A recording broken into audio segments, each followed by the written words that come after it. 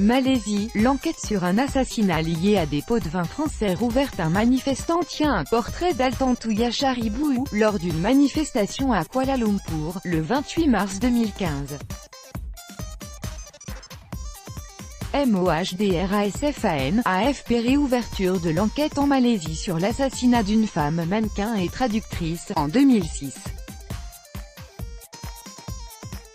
Plus qu'un simple fait divers, c'est une affaire d'État. La mort de la jeune femme serait liée à une retentissante affaire de pots de vin présumée lors de l'achat de sous-marins français par la Malaisie.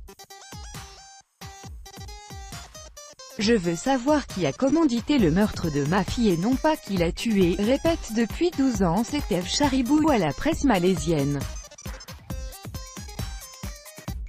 Le 19 octobre 2006, Altantuya, de nationalité mongole, est abattu de 2 balles dans la tête, son corps pulvérisé à l'explosif. Les restes de sa dépouille sont découverts dans la jungle près de Kuala Lumpur. 2 gardes du corps du gouvernement finissent par être arrêtés et condamnés à mort.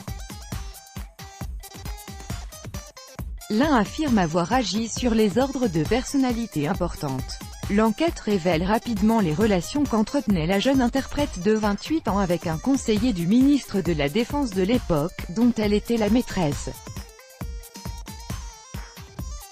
Abdul Razak Bajind a participé activement aux négociations sur l'achat de sous-marins français par la Malaisie, comme conseiller.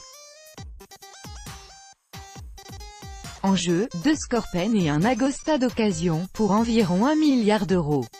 L'homme aurait servi d'intermédiaire dans le versement de pots de vin à de très hauts responsables gouvernementaux malaisiens.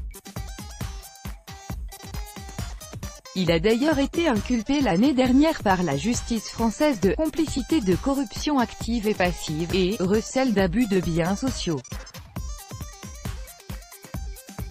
Le ministre malaisien de la Défense de l'époque, devenu Premier ministre en 2009, poste qu'il a occupé jusqu'en mai 2018, a toujours nié toute implication.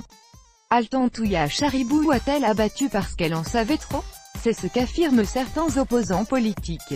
C'est dans le cadre de cette affaire qu'un ancien patron de la filiale internationale de la direction des constructions navales et qu'un ex-responsable de Thales ont été mis en examen pour corruption.